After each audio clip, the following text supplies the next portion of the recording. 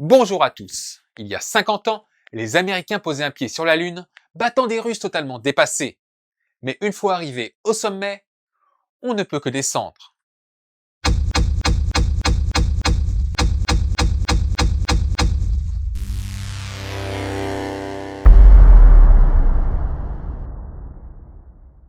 Après cet exploit, il faut pérenniser l'investissement et collecter un maximum d'informations en vue de futurs projets quels qu'ils soient. Au total, 9 missions habitées sont prévues. En novembre 69, la mission Apollo 12 se déroule globalement sans histoire, à part un coup de foudre sans conséquences graves après 30 secondes de vol. Le LEM a l'uni cette fois avec une meilleure précision à 180 mètres de la sonde Surveyor 3 qui s'est posée 2 ans plus tôt. Les astronautes récupèrent quelques éléments de la sonde pour analyse, posent des instruments de mesure, font un tour à pied durant 7h30 et 2 km, récoltent près de 35 kg de roches et rentrent sans encombre. Ce qui ne sera pas le cas d'Apollo 13. Je ne vais pas détailler entièrement la mission, mais elle va sacrément entamer l'enthousiasme des Américains. Alors que tout se passe bien jusque-là, un réservoir d'oxygène du module de service explose après 56 heures de vol. 15 jours auparavant, une vidance du réservoir d'oxygène a provoqué la fonte de la gaine d'un câble électrique, le mettant à nu. Lorsqu'un des astronautes active le brassage du réservoir, les fils provoquent un court-circuit, déclenchant l'explosion. Heureusement, la NASA avait prévu une procédure d'urgence et les 3 astronautes s'entassent dans le LEM afin d'économiser l'énergie. Ils rationnent la nourriture et l'eau. Par défaut et sans instruction contraire, le train lunaire effectue le tour de la Lune et retourne vers la Terre. 3 jours après l'explosion, ils sont enfin en vue. Ils retournent vers le module de commande et effectuent les manœuvres de rentrée atmosphérique et d'amérissage sans incident. S'il leur restait encore 5 jours d'oxygène, les réserves d'eau étaient de 5 heures et d'électricité de 4. Alors que certaines voix se font entendre à propos du coût du programme vis-à-vis de son bénéfice scientifique, bah oui, on parle quand même de 2,5% du budget total du pays. Pour ce prix, on aurait pu créer une douzaine de sondes automatisées suréquipées pour explorer tout le système solaire. Et je vous parle pas des autres domaines scientifiques, de l'éducation, de la santé ou de l'économie. Cette catastrophe évitée de justesse rappelle les limites du programme et va entraîner l'annulation des missions Apollo 18, 19 et 20. Début 71, Apollo 14 est une répétition d'Apollo 12, malgré un petit incident en orbite terrestre lorsque le LEM refuse de s'amarrer correctement au module de commande. Il effectue les tâches dévolues à Apollo 13 et revient avec 43 kg d'échantillons. Apollo 15, 16 et 17, qui suivent entre 71 et 72, bénéficient d'une version améliorée du lanceur Saturn V permettant d'amener plus d'oxygène, d'eau et de nourriture, ainsi qu'un rover. Ils vont passer chacun 20 heures en sortie lunaire, explorer entre 20 et 40 km autour de leur point d'alunissage et ramener entre 75 et 110 kg de roches. I was strolling on the moon one day in a merry, merry month of December. Now, May, when much to my surprise, a pair of bunny eyes. Le 14 décembre 72, le LEM d'Apollo 17 quitte la surface lunaire que plus aucun homme ne foulera jusqu'à aujourd'hui. Et les projets de la NASA d'exploration habitée du système solaire se heurtent aux contraintes budgétaires. Dès 63, la NASA imagine des applications au programme Apollo. Déjà le lanceur Saturn V, qui a coûté à lui seul 6,5 milliards de dollars de l'époque, 45 milliards aujourd'hui, ne sert plus à grand chose, alors qu'il en reste 3 en stock, prévus pour Apollo 18, 19 et 20. Si 2 vont aller garnir le centre spatial et les musées, un modèle sera modifié en 73 pour lancer la première station spatiale américaine, Skylab. On imagine de nouvelles versions de la famille Saturn, mélangeant les étages des Saturn 1B et 5 en fonction des usages, également une Saturn 5 équipée de 4 boosters à 2 moteurs chacun, soit 13 moteurs pour le premier étage au lieu de 5, qui aurait permis d'envoyer d'énormes charges sur la Lune, par exemple de quoi construire une station permanente. Dans les années 70, l'ébauche de la navette spatiale utilisait des étages de Saturn V comme booster, mais l'idée est abandonnée vu l'absence d'investissement dans la mise à niveau du lanceur. Ce qui est dommageable aujourd'hui, car dès la fin du programme Saturn Apollo, il ne restait plus aucun lanceur lourd disponible, et la mise à la retraite de la navette spatiale, très coûteuse à entretenir pour une utilité minime au final, créa un vide dans les capacités d'envoi. En 1966, on envisagea d'utiliser Saturn V pour envoyer 2 sondes lourdes vers Mars dès 1974 et préparer une future mission humaine. Le programme est annulé en 71, mais des versions moins ambitieuses, Viking 1 et 2, sont lancées par des Titans Centaur en 75. On imagina également utiliser les Saturn pour créer l'Arlésienne américaine, les lanceurs super lourds Nova, sous la forme de la Saturn 8 pour la plus petite, jusqu'à un lanceur capable de lancer 450 tonnes en orbite basse, 5 fois plus que la Saturn V. Au milieu des années 2000, la NASA relance le programme martien et imagine Ares 5, reprenant la configuration des Saturn V, mais avec des moteurs dérivés de ceux des navettes et ajoutant des boosters. Abandonné, le lanceur Ares est remplacé par le Space Launch System, en cours de développement pour l'exploration martienne, qui reprend des versions modifiées et améliorées des moteurs des étages supérieurs des Saturnes. Et je parle de Mars, car la course à l'espace ne devait pas s'arrêter là. Et attention, on va devoir utiliser le conditionnel passé. Lors de la planification du programme Apollo, celui-ci était envisagé non pas comme un aboutissement, mais comme une première étape.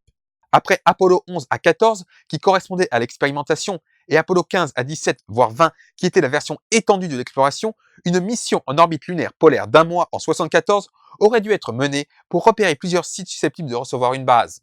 Aurait été lancée en 75-76 une version cargo d'Apollo inhabitée avec 2 tonnes de matériel, suivie d'une mission de 2 hommes devant rester 14 jours à la surface grâce au matériel. La mission suivante aurait utilisé une version améliorée des modules cargo et de descente afin de tenir 30 jours à la surface. À partir de là, l'évolution de la Saturn V aurait permis l'envoi de plus de matériel. Une nouvelle capsule, l'ESA, la Lunar Exploration System for Apollo, aurait envoyé 3 hommes durant 90 jours pour voyager à la surface de la Lune. 2 missions étaient ainsi envisagées avant la fin des années 70. Et oui, le premier pas de l'homme sur la Lune n'était que le prémisse d'une véritable aventure humaine dans le système solaire. Dès 65, alors que la première capsule Apollo n'a pas encore effectué son premier vol, les ingénieurs imaginent un tour vers Vénus. Le dernier étage de la Saturn V aurait été converti en capsule géante sur le modèle de Skylab pour être envoyé en direction de notre jumelle avec 3 astronautes à bord. Un premier test aurait dû avoir lieu en orbite pour évaluer le potentiel habitable de la capsule, ce qui sera d'ailleurs fait avec Skylab.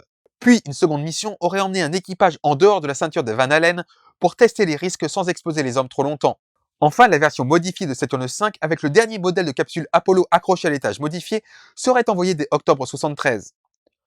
En mars 74, l'équipage aurait survolé l'atmosphère de Vénus à 4500 km de sa surface afin d'effectuer relevés et mesures, ainsi que des observations de Mercure et du Soleil proche. Le retour était prévu pour décembre 74, 15 mois après le décollage. Les Russes avaient prévu un programme similaire de survol de Mars et de Vénus, utilisant leur train lunaire modifié, lancé par une fusée N1 boostée. Après le tour de Vénus, et grâce à la nouvelle navette accrochée à Saturne V, on imagina en 1969 construire plusieurs stations spatiales et lunaires, tout ça pour aboutir à un vol habité vers Mars pour les premiers pas d'un astronaute sur une autre planète en 1986, date ensuite repoussée à 2000, sans aucun plan précis. Les coupes budgétaires et les choix politiques limitèrent les ambitions. La Lune, Mars et Vénus furent oubliés dès 72 et on se concentra sur des choses plus terre à terre. Enfin, en tout cas en orbite terrestre. On proposa également un télescope orbital avec un équipage pour des missions d'1 mois et des stations spatiales utilisant des étages de Saturne 1B et 5 modifiés. Mais au final, seul le programme Skylab fut mené à bien. Après la station envoyée par Saturne V en 73, 3 équipages de 3 astronautes effectuèrent des séjours en utilisant des modules de commande Apollo envoyés par des Saturne 1B pour des missions de 1 à 3 mois. Un 4e vol fut annulé et Skylab ne resta en opération que 6 mois au total. Enfin, la dernière capsule Apollo envoyée effectuera un arrimage avec la capsule soviétique Soyouz 19 en juillet 75, mettant fin à la course à l'espace. Après cela, les Américains mettront tous leurs espoirs dans la navette spatiale qui volera en 81, pendant que les Russes utiliseront la capsule Soyouz pour relier les stations spatiales Salyut et Mir. Avec leur programme Luna, ils vont envoyer 24 sondes automatisées vers la Lune. Enfin, un peu plus, mais avec la manie russe de cacher leurs échecs sous le fondement de mission, difficile de savoir. Après une première mise en orbite en 59 et un premier alunissage en 66, ils tentent de battre les Américains en ramenant un échantillon lunaire avant eux, mais doivent attendre 1970 pour parvenir à récupérer 101 petits grammes. Au total, ils ramèneront un peu plus de 300 grammes, à comparer aux 380 kilos d'émissions Apollo. Enfin, c'était pas le même prix non plus. Quoique au prix au kilo, c'est pas dit. Ils déposent également 2 rovers, Lunokhod 1 et 2, qui fonctionneront plusieurs mois et quelques dizaines de kilomètres. Après une dernière mission en 76, ils tenteront des sondes automatisées vers Mars sans succès et surtout vers Vénus avec le programme Venera. Mais au-delà du triomphe américain dans la course à l'espace, qu'a réellement apporté le programme Apollo? Du point de vue technique, les Américains durent concevoir des calculateurs avancés et une grande maîtrise du pilotage spatial pour réussir à aller sur la Lune. Les ingénieurs durent concevoir des instruments de mesure d'une précision inégalée jusqu'alors, ainsi que des composants électroniques extrêmement fiables dans des conditions spatiales, le froid intense du vide ou la chaleur écrasante du Soleil. Les circuits intégrés seront utilisés massivement, la NASA absorbant 60% de la production mondiale durant cette période. En informatique, c'est le premier programme industriel où les concepts de matériel et de logiciel doivent être séparés afin d'améliorer la gestion de la programmation et les tests des systèmes complexes. Les systèmes de visée servirent aux missiles, de même que le développement des moteurs fusées et la maîtrise de nouvelles techniques de fabrication pour obtenir des pièces sans défaut. Scientifiquement, l'analyse des roches provenant de 8 sites différents a permis de mieux connaître la composition de la Lune. Et aujourd'hui encore, il reste tellement d'échantillons à analyser qu'on y découvre des choses. Alors que la science-fiction est en plein âge d'or d'Isaac Asimov à Arthur Clarke, la saga Apollo va fasciner tout un pays et au-delà, relayée par Disney qui est en contact avec Von Braun pour promouvoir le programme spatial. Cette fascination va atteindre son paroxysme en 1968, avec la sortie au cinéma de 2001 l'Odyssée de l'espace de Stanley Kubrick, qui collabore avec des spécialistes de la NASA pour pousser au maximum le réalisme. Et en 68, la mission Apollo 8 rapporta la plus belle photo spatiale, avec cette petite bille bleue, posée dans son couffin noir, bordée d'une terre désolée. Alors que les mouvements de contestation sociale secouent l'Occident, cette image, ainsi que la bille bleue ramenée par Apollo 17 en 1972, frappe les imaginations et contribue à la prise de conscience de la fragilité écologique de la planète. Mais après l'exploit d'Apollo 11 et l'aventure humaine d'Apollo 13, les autres missions eurent moins d'impact médiatique. En fait, toute la conquête spatiale sembla se fondre dans une certaine indifférence. Entre la guerre du Vietnam, les luttes contre les inégalités, les problèmes écologiques et la banalisation des séjours d'astronautes dans les stations spatiales, seules les sondes robotisées explorant les contrées lointaines de Mars, Jupiter, Saturne et au-delà continuèrent d'enflammer l'imagination du public. Et le coût monstrueux du programme, sans contrepartie scientifique réelle et sans retombée pour la population, contribuera à refroidir les plus enthousiastes. Avant même les premiers pas de Neil Armstrong, certaines voix s'insurgent sur le gâchis d'argent, alors que les inégalités deviennent de plus en plus frappantes durant les années 70. Oubliez les hypothétiques missions martiennes. À la corbeille la conquête humaine de l'espace avant la fin du siècle. Les crises pétrolières, sociales et économiques, la chute du communisme, le terrorisme et les tensions politiques vont mettre fin à la course technologique des États. Du moins jusqu'à récemment, car l'appétit lunaire revient. Dans les années 90, la NASA envoie 2 petites sondes, Clémentine et Prospector, pour inspecter en détail la Lune en utilisant de nouvelles technologies 20 ans après leur dernière exploration par Apollo 17. Dans les années 2000, l'Europe, l'Inde et surtout la Chine envoient plusieurs sondes. Les Chinois envoient les sondes Chang'e afin d'explorer mais surtout d'acquérir la maîtrise technologique nécessaire à l'envoi d'hommes sur la Lune pour 2025-2030, et même de bâtir une station de recherche au pôle Sud. Côté américain, après l'annulation du projet Constellation, le projet Orion prévoit un vol circumlunaire habité en 2024, puis la construction d'une station spatiale orbitale en vue d'un potentiel voyage martien. Et la NASA prévoit d'envoyer une femme sur la Lune avec la mission Artemis, la sœur jumelle d'Apollo dans la mythologie, en 2024, sous la pression du gouvernement. Mais aucun financement n'est encore acquis. Côté européen, on souhaite collaborer au projet américain, tout en concevant la construction automatisée d'une base pouvant à terme abriter des astronautes à l'horizon 2035.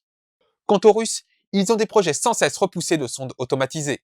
Au final, Apollo c'est surtout l'histoire d'un défi technologique et le rêve absolu de quitter le berceau terrestre, à la fois suffisamment prêt pour l'atteindre, mais trop loin pour que ce soit simple. Merci à tous d'avoir suivi cette saga lunaire, elle m'a demandé beaucoup d'énergie et de temps pour la faire, donc j'espère qu'elle vous a plu. Si c'est le cas, n'oubliez pas de la liker, de la partager, de la commenter, de Facebooker, de tweeter et de vous abonner. Et je vous laisse avec ce poème d'Archibald MacLeish. Contempler la terre telle qu'elle est réellement. Petit joyau bleu flottant dans un silence éternel. C'est réaliser que nous sommes des passagers solidaires de la terre. Frères pour l'éternité sur cette beauté multicolore au milieu du froid éternel. Frères qui réalisent maintenant qu'ils sont vraiment frères. I was strolling on the moon one day in a merry, merry month of December. Now, May, when much to my surprise, a pair of bunny eyes. Boy, is this a neat way to travel. Isn't it great?